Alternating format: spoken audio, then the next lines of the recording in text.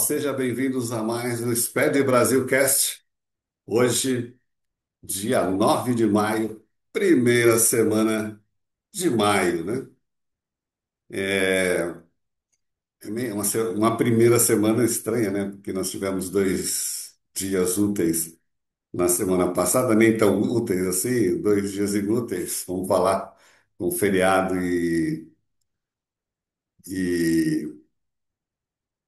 ponto facultativo, mas o que nós temos como primeira semana, de fato, essa nossa aqui. Simone Pérez, bom dia. Cláudio Bezerra, obrigado por participar ao vivo. Sei que tem muita gente que só consegue assistir no gravado. Bom dia para vocês também. Pessoal, olha só, como diria Camus, que eu amo de paixão aquele livro Os Lusíadas, né? Passada a procelosa tempestade. Tornamos aqui na nossa reforma tributária as novidades fiscais do nosso dia a dia, que tecnicamente se escassearam, ficaram ralinhas por conta da correria que os estados, do GT, estão tratando lá, os diversos temas da reforma tributária. Então, a gente tem observado poucas novidades, assim, não vai ter muita novidade, algo novo, é mais o destrinchar da Lei Complementar 214. Importante destacar, hein, que nós tivemos a publicação da C-Class, da tabela C-Class, que vai ser aquela tabela do direito fiscal. Qualquer operação que você fizer, hoje o tema vai ser inteiro reforma, tá? Qualquer novidade, qualquer operação que você tenha que esteja amparada por uma legislação, você vai ter, de um lado, o item do IBS, ECBS, orientado pela lei complementar. Do outro lado, a legislação do ICMS, ainda em vigência até 2032, 31 de dezembro de 2032. Então, a C-Class trata disso. O restante você vai tratar do jeito que você faz hoje, dados adicionais, informações complementares, como você trata isso no seu documento fiscal. Então você já entendeu, né? Porque eu vou ter situações no ICMS, nosso dia a dia de hoje, que aquela operação não é tributada. E eu vou ter situações no IBS que ela passa a ser tributada porque tem base ampla. Ainda que seja no teste, vamos tratar o teste como café com leite, né? Porque, de um lado, as empresas estão reclamando que o teste vai ser difícil, porque tem muita coisa para fazer em termos de sistema, aguardar o prazo da software house, do RP, enfim, corrigir processo, revisitar os processos, né? Vamos falar melhor. E a gente fica falando corrigir os processos, aí eu vou em evento falar nisso. 13 e 14 estaremos no Tech Summit e dia 15 o GEIFES presencial, olho no olho. De repente, ainda dá tempo de você se inscrever, tá bom? É o GEIFES Experience. Nós temos um comitê GEIFES desde 2009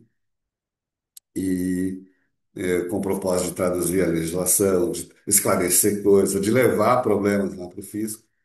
Então, agora a gente está fazendo um experience para trazer mais gente para debate, para discussão, né? Até porque a gente sabe que o fisco não conhece tudo, todas as operações, a gente tem levado muita coisa para ele corrigir lá nos eventos, e evento vai ter bastante. Falou no assunto perigoso, evento. Então, voltando à nossa pauta, a gente tem essa realidade que precisa ser muito bem esclarecida, porque isso afeta a questão de cronograma. Olha, gente, o cronograma não está apertado, ele já não existe mais. Bom, então, já falei aqui algumas vezes, né? O cronograma ele tem a parte empresa, a minha empresa, tem a parte da software house, do RP, ou da solução fiscal, se a empresa tiver um complemento. Se tiver um que atenda a tudo, maravilha, né? Mas não é a realidade. Então, esses cronogramas precisam estar alinhados. A questão das empresas tem processo aberto, né? Eu vou falar de alguns deles aqui, até para vocês ficarem atentos a essa questão. Aproveitando, esta semana tivemos. Ontem, essa semana, ó, ontem, mania de falar essa semana.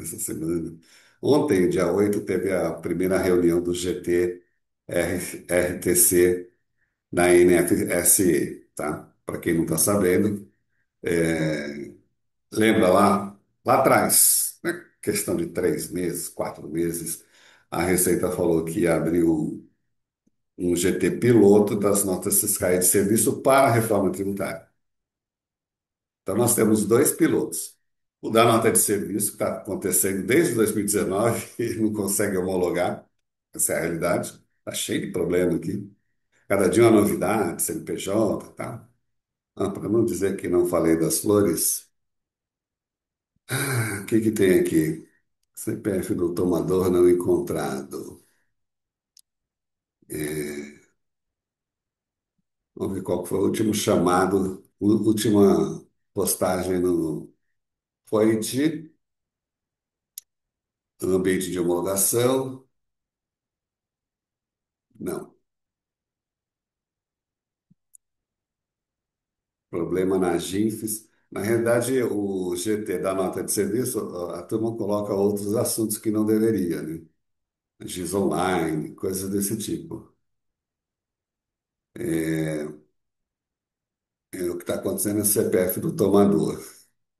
E aqui aí a gente criou um outro grupo, a gente não, a CNN criou um outro grupo no WhatsApp para discutir outros assuntos relacionados a serviço, né, que afeta todo mundo, né? Então tem problema no XML de cancelamento, enfim. Ou seja, a gente não homologou 100% o layout da NFSE nacional e teremos agora também a homologação do layout da reforma tributária adequando a nota de serviço. Gente, é um trabalho hercúleo. Precisa time focado para não ter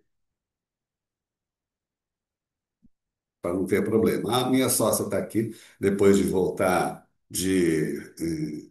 da Europa, foi dar aula lá, chique no último, e ficou na, na Guiana. Eu não vou nem brincar com isso, que é perigoso.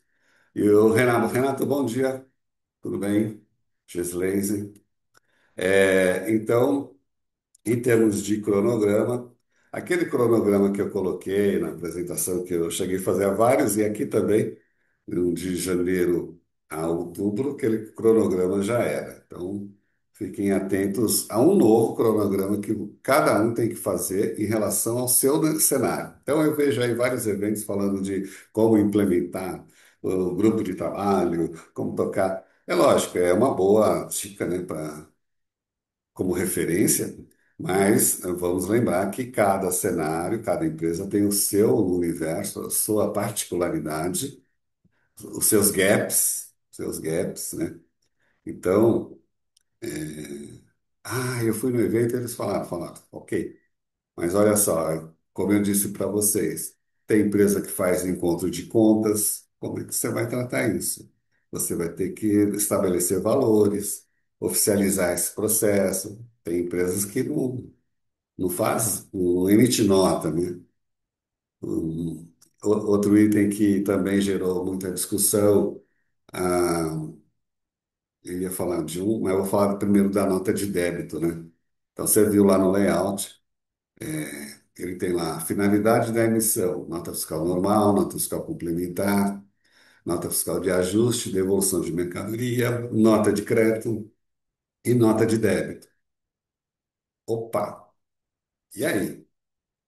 Não esqueça, nota de débito e crédito, só quem vai emitir é o fornecedor. Eu, como cliente, não emito nota de débito para as minhas operações de compra. Não pode. É sempre o fornecedor corrigindo, apropriando, pegando o crédito para compensar cenários passados, ou nota de débito para corrigir nota que foi emitida incompleta, errada, tá bom? Isso é um item importante que você já precisa começar a tratar. Processos novos, gente. Você tem que ter uma linha de trabalho já identificando quais processos eu teria que emitir isso. O que a companhia faz hoje? Ah, ela faz um acordo financeiro. Esquece isso, hein, gente? Porque a reforma tributária mudou o foco, a questão, o modelo tributário, escritural, para o modelo financeiro. Então, qualquer coisa que você fazia em relação a documentos fiscais, que você fazia acordo financeiro, esquece. Estou falando acordo, tem gente que usa o nome de ajuste. é, Vou dar exemplo. Ah, o título está lançado, o cara está devendo, então ele fala para você assim: "Ah, tira do banco, eu pago em carteira. Isso aqui, esquece também, não tem mais isso. Porque uma vez que você colocou lá no ambiente, emitiu a nota, isso já vai para o fisco. E você tem operações que baixa o título para poder cobrar em carteira, porque facilita a cobrança, porque o cara não quer pagar multa e juros, está negociando. Multa e juros tem o quê? Vai ter IBS. Então você vai ter uma nota fiscal que tem ICMS e que tem IPI, IBS. Essa nota você vai cobrar multa e vai cobrar IBS dessa multa e não vai cobrar IBS dessa multa e não vai cobrar ICMS da multa. Olha que coisa linda, né? Então, todos esses cenários, a minha dica, tá? Meu primeiro projeto de SAP lá em 1999, 2000, eu montei todos os processos possíveis e impossíveis, né? Tinha um processo que a empresa não fazia. Então, montei o visual mesmo, gente, é fluxo de processo, lá no PowerPoint, o tão questionável, o tão tripudiado PowerPoint, né? Que agora tem outras ferramentas, né? Mas você pode usar o PowerPoint que não machuca ninguém, não. Coloque a informação. Detalhe, o processo. Você não conhece como, não sabe que sua empresa cobra a multa do cliente, vai lá no financeiro e vai dar rolo, que é outra diretoria. Tem isso também, tá? Tem outra diretoria, a diretoria não está alinhada a essas questões financeiras, que agora passam a ser o foco, o escopo do fisco, aí eu não posso fazer nada. Aí falta o presidente, como eu fui em muitas empresas, o presidente chamar a diretoria e falar: "Ó, companheiros, existe um projeto chamado Reforma Tributária. Vocês precisam estar todos alinhados." Teve isso, tá? E o presidente perguntando para cada diretor: "Ah, e aquele processo X? E aquele Y?" Dessa forma. Porque tem muita empresa que o presidente nem sabe o detalhe, não conhece mesmo o detalhe, a empresa é muito grande. E o diretor, assim, né, superficial, em voo de planador, ele tem que descer também. Estou falando uma quimera, eu sei que isso não vai acontecer nunca. Raríssimos têm perfil, menos controller, CFO, raríssimos têm um perfil que vai lá na operação para entender o que está acontecendo. Em termos de, eu até comentei da nota de débito e crédito, né, que eu ia falar, comentei aqui, e ainda assim tem discussão em relação a esse modelo, mas olha só, a nota de débito a empresa emite. E a hora que ela emite, o fisco vai lá na apuração e lança esse documento. Ponto final. Você só vai receber o resultado deste modelo. Split payment ainda é uma discussão, então eu falei do cronograma, né? Muitas empresas, muitos setores, não vou falar empresas, muitos setores já viram que o cronograma foi para o vinagre e o fisco também já falou que o split payment só vai entrar no segundo semestre do ano que vem.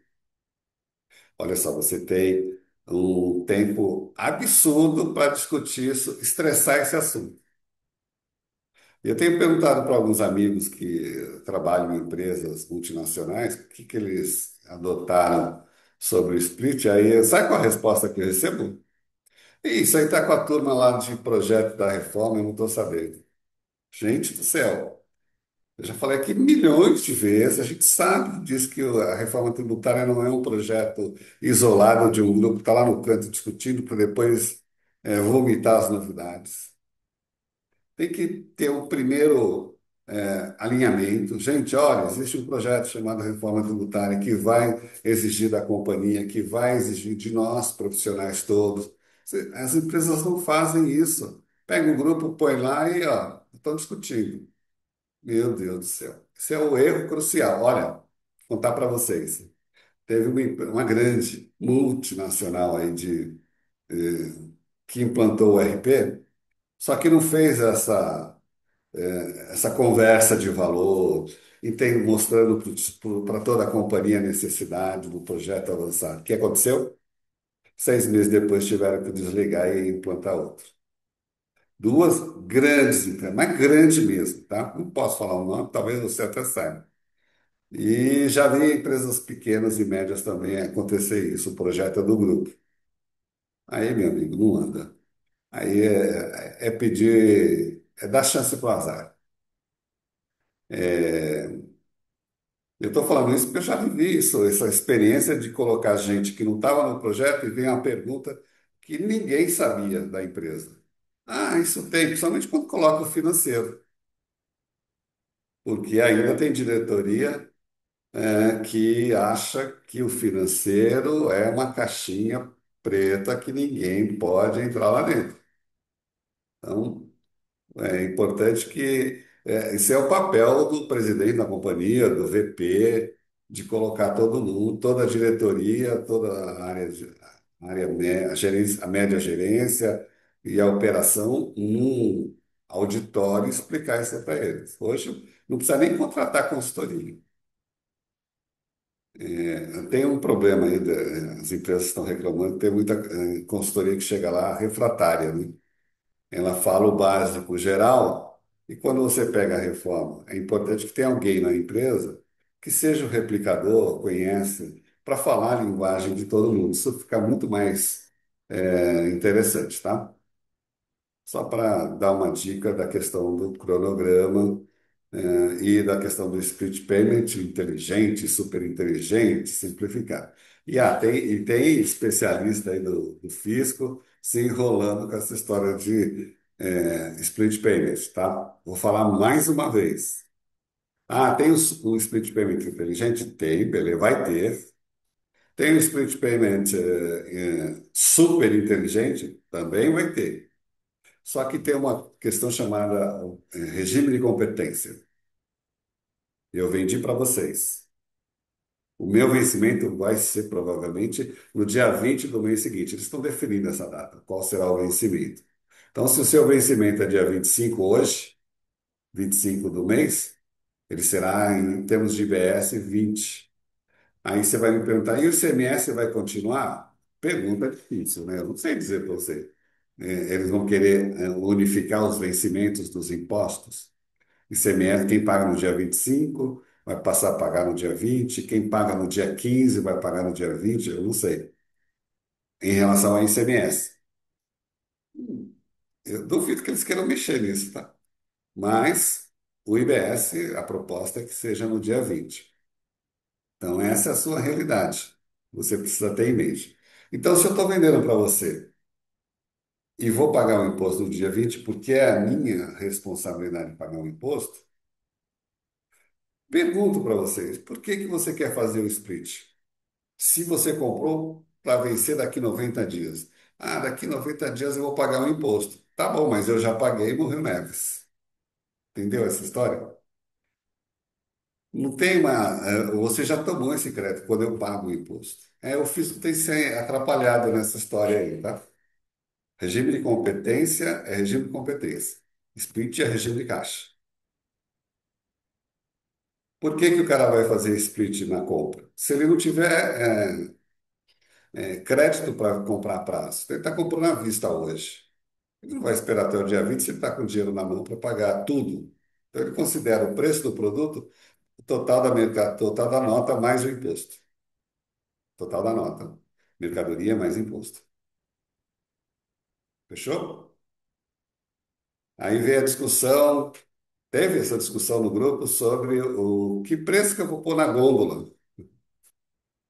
Tem uma lei aí do consumidor que precisa ser adaptada ao IBS também.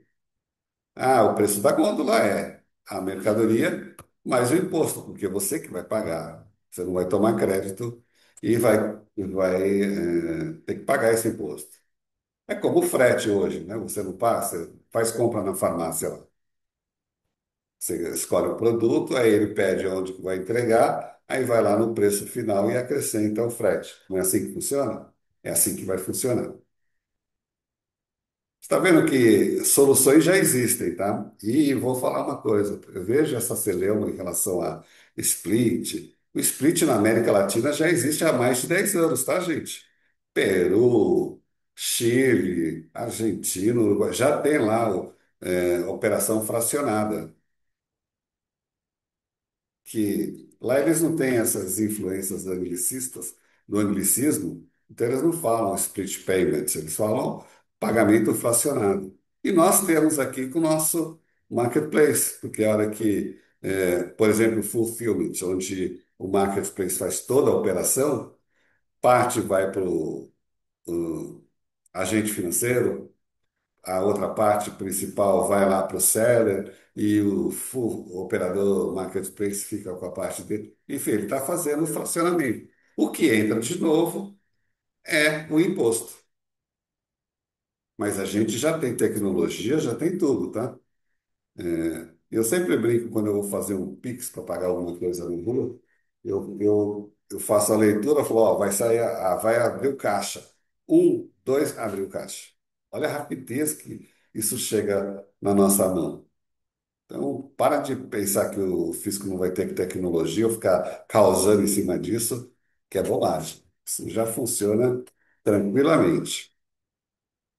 Nós temos 23 minutos. Tem um item que é a questão da multa que eu queria falar com vocês, porque muita gente achou estranho ter que tributar a multa. Eu comentei agora há pouco e deixa eu pesquisar aqui. O que que acontece, gente? Aqui, multa e juros. Artigo 12.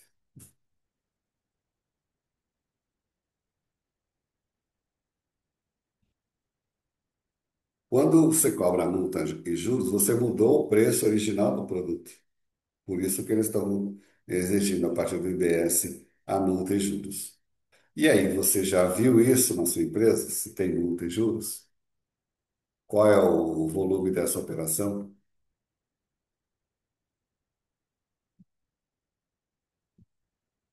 Precisa levantar esses detalhes. É aquela história do mapeamento que eu comento com vocês, né? O fisco soltou hoje a questão do CNPJ alfanumérico, a nota técnica que a gente estava cobrando desde janeiro, saiu hoje. Tem alguns impactos, a questão do leitor. Então, o fisco teve reunião com o fisco, reunião não, teve um evento com a FRAC essa semana. Aí o gerente de projetos da Receita falou que de repente é o momento de você aproveitar para fazer um investimento tecnológico, porque o leitor é uma outra tecnologia, tal. O leitor que se usa hoje só lê letra, só lê números e vai precisar de um leitor que leia letras. Está tudo na nota técnica. Inclusive aumenta o tamanho do código de barras por conta das letras. Gente, não deixe para a última hora. Esse é um assunto que entrou assim a forceps.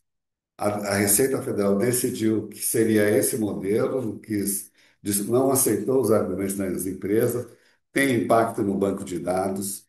Você, dependendo da solução que você tenha, sim, vai ter duplicidade de banco de dados em relação a clientes e fornecedores, porque ele vai ser incremental como a nota, em paralelo, como a nota, como a placa Mercosul.